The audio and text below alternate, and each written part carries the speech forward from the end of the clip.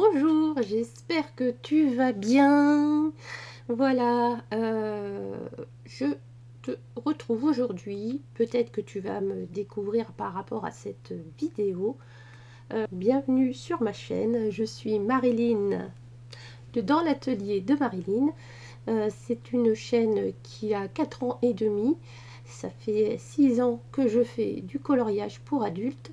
Aujourd'hui, j'ai envie de faire une vidéo que je n'ai jamais faite sur ma chaîne.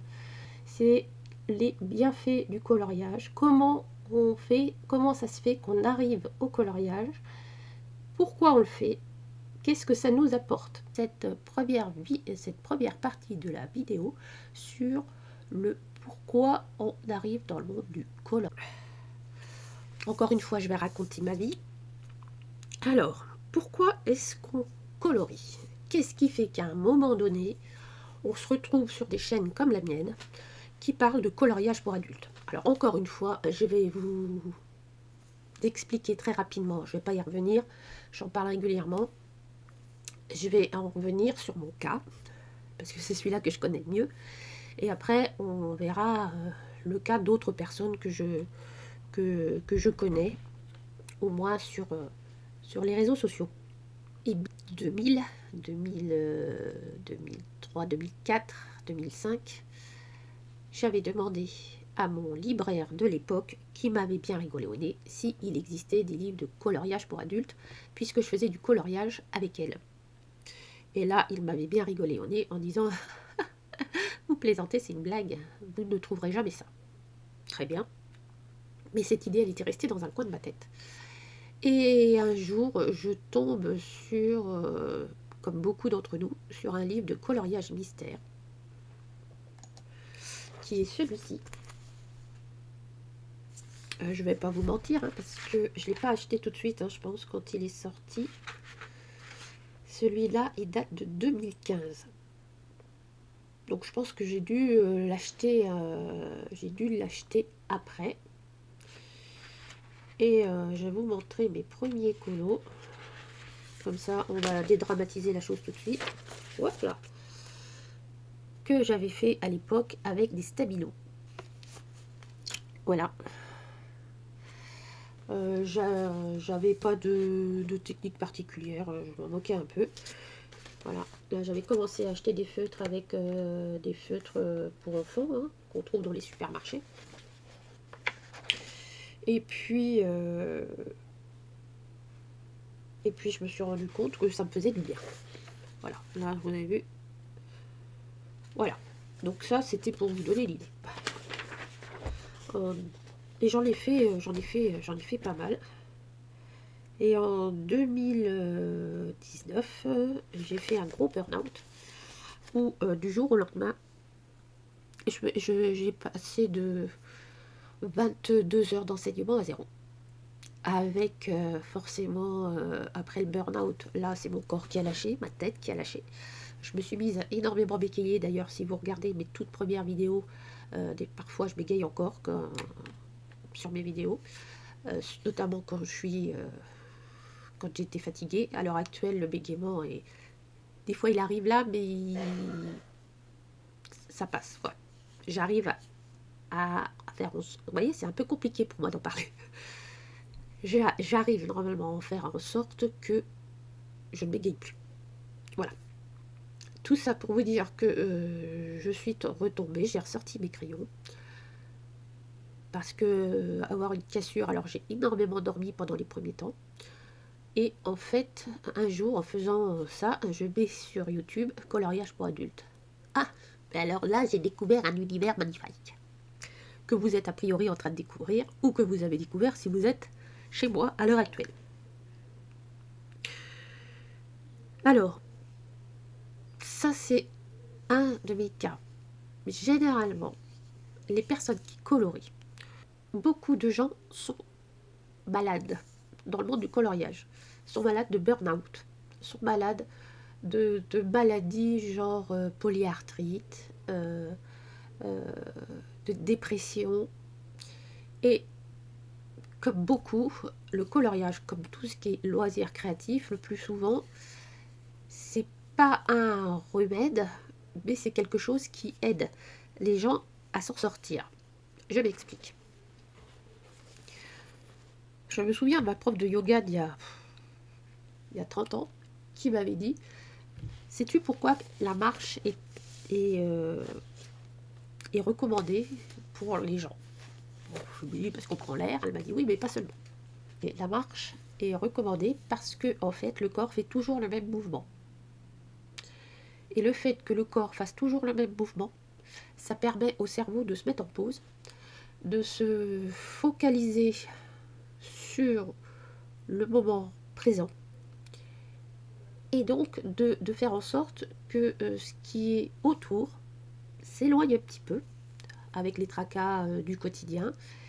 Et ça m'avait beaucoup marqué cette réflexion-là, l'approche du yoga, le fait de se concentrer sur sa respiration, de se concentrer sur ses mouvements, et puis voilà. Dans ce qu'on a dans la marche, lorsqu'on se promène en randonnée, on a l'habitude de plus regarder ce qui nous entoure. Et je me souviens de mon psy de l'époque qui m'avait dit, allez prendre l'air, regardez les petites fleurs, les oiseaux, les arbres, la nature. Bon, je lui avais dit, ouais, bon, ok, d'accord. Enfin bon, la nature, moi je la connais, habitant en campagne depuis toute ma vie, on va dire. Ouais, bon. Et puis, au fur et à mesure de mes multiples dépressions, parce que j'en ai pas eu qu'une, hein, je me suis rendu compte effectivement qu'il fallait davantage regarder la nature et la nature elle-même. Ça permet beaucoup de choses. Ça permet de se reconnecter, notamment au moment présent. Alors, vous allez me dire, mais tu t'éloignes du coloriage. Eh bien, pas tant que ça. Parce que quand on colorie, on fait quasiment toujours le même mouvement. On fait toujours le même mouvement avec notre crayon, notre main, notre position de nos mains sur un crayon, la façon au départ où on peut être hyper crispé parce qu'on a envie de colorier vite, que ça soit fait et que voilà, on veut passer à autre chose, etc.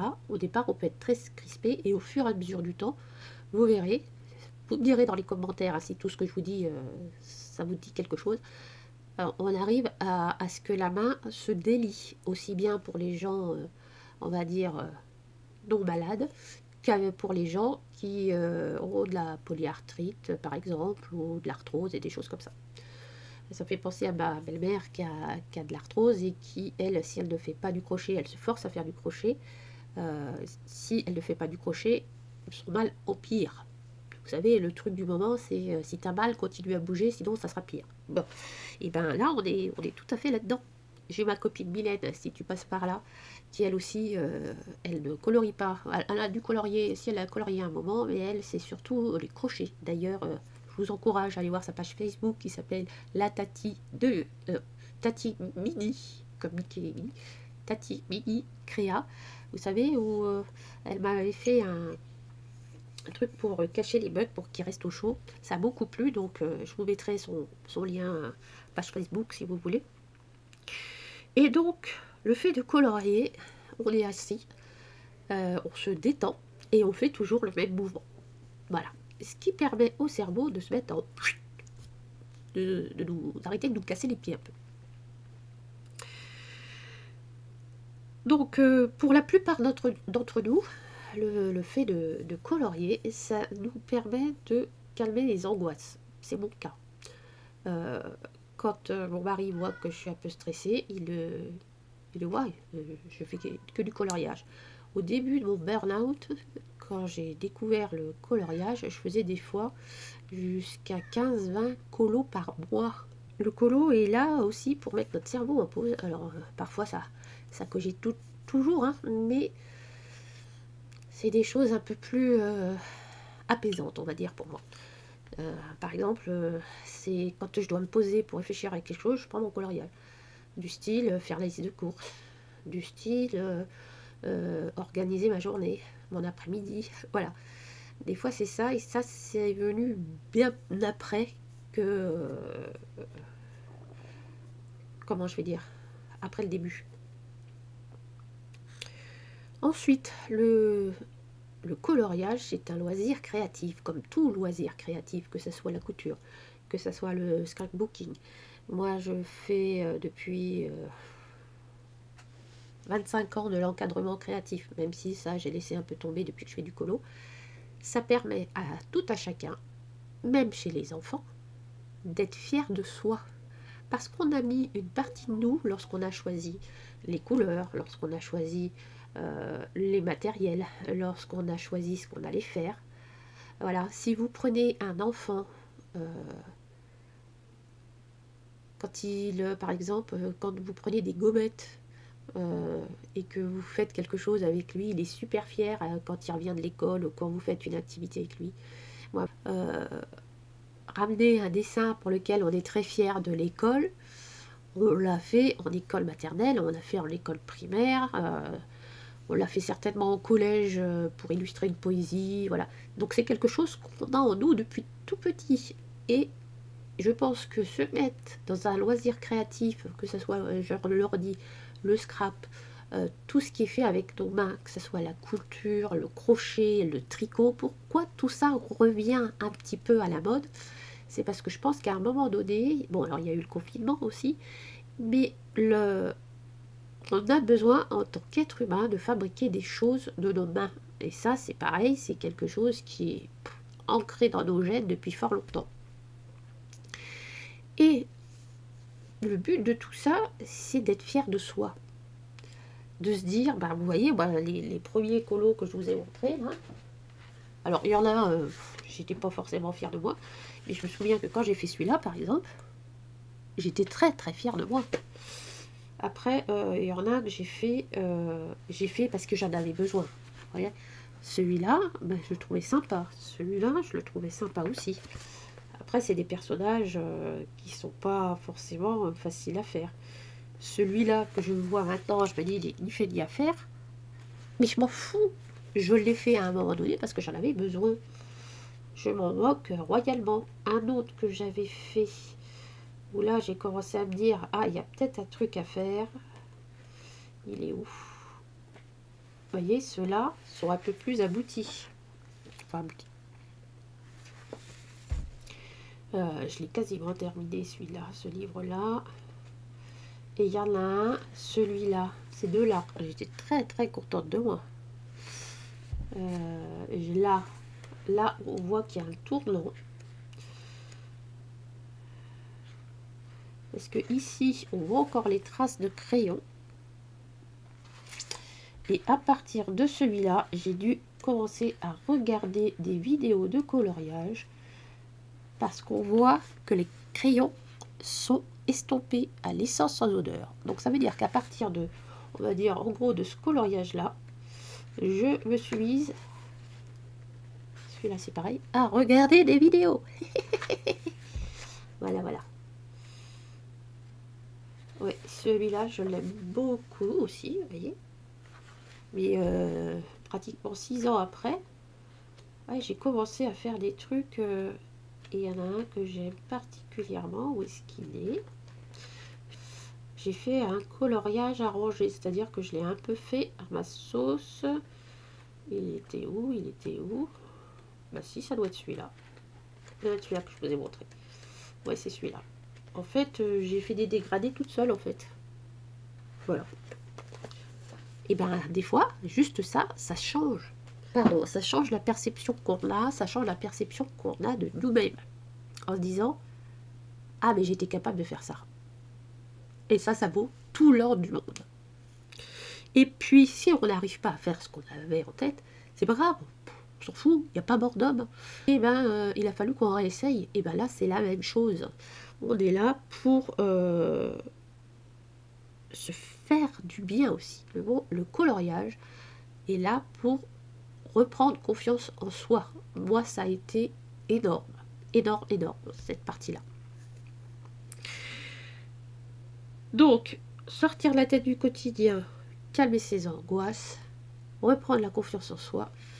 Et le monde du colo aussi, moi, ça m'a beaucoup aidé à un moment donné parce que on se sent seul. On se sent seul quand on est malade. On se sent seul. Le fait d'être seul devant la maladie permet d'échanger avec des gens pendant les vidéos, pendant les lives, et de se rendre compte qu'on n'est pas tout seul dans ce cas-là. Et moi, j'ai connu plusieurs personnes, je pense à Sylvie, des colos de Lisby, avec qui on avait beaucoup discuté, on avait même fait un projet toutes les deux qui a duré pratiquement 2 ans. Et je pense à toi, Sylvie, très régulièrement. Il faudrait que j'arrive à t'écrire d'ailleurs si tu passes par là. Avec de belles amitiés, par exemple, que j'ai découvert avec Simone Collor. Voilà, voilà, ça évite de se sentir trop seul. Et ça, c'est quelque chose que j'ai remarqué aussi.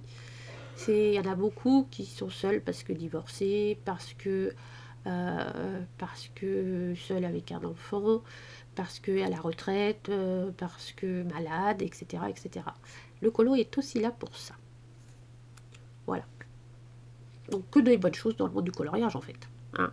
Et nous sommes, alors ce qui m'a beaucoup plu aussi, et ce à quoi je m'attendais pas, c'est que nous sommes un loisir créatif comme le tricot, la couture, etc., qui est mondial. Moi je pensais en France au départ, tout ça. Et je me suis rendu compte, après certaines vidéos, que au Royaume-Uni, dans les pays baltes, ça colorie énormément, en Espagne, en Belgique, en Suisse. Le Brésil est une grosse, grosse nation de coloriage. Les États-Unis, enfin, c'est universel. Les Australiens, c'est universel. Et j'aurais jamais pu penser ça dès le départ. Et ça m'a fait un bien dingue. Le seul a priori que j'ai sur le monde du coloriage, c'est quand vous dites ah, mais alors qu'est-ce que tu fais? Ben, je fais du coloriage pour adultes. Ah ouais, tu fais du mystère? Tu fais des mandalas, voilà ce que les gens ils disent. Tu fais du mandala? Bah très rarement. Ah bon, bah tu fais quoi? Bah tout le reste. Et quand je leur montre mes coloriages par exemple et mon profil sur Instagram ou sur Facebook, ah, alors là, les gens ils changent sur l'idée qu'ils ont du coloriage pour adultes. Ah ouais, mais là c'est pas du coloriage? Bah si. Ah ouais, mais les illustrations, ah c'est pas moi qui les fais les illustrations. Tu les achètes? Oui. T'achètes les livres? Oui. Ah. Ah oui, mais... Oui, mais quoi? Bah oui, c'est du coloriage pour adultes. Il n'y a pas que le mandala. Le mandala existe, mais les gens sont restés sur le mandala. Et pourtant, c'est pas faute de... Avec toutes nos chaînes qui ont poussé comme des champignons dans les pays francophones, c'est pas faute de faire que... de dire que bah, on fait du coloriage pour adultes et c'est ok, quoi. Et les autres, bah, on en a rien à foutre.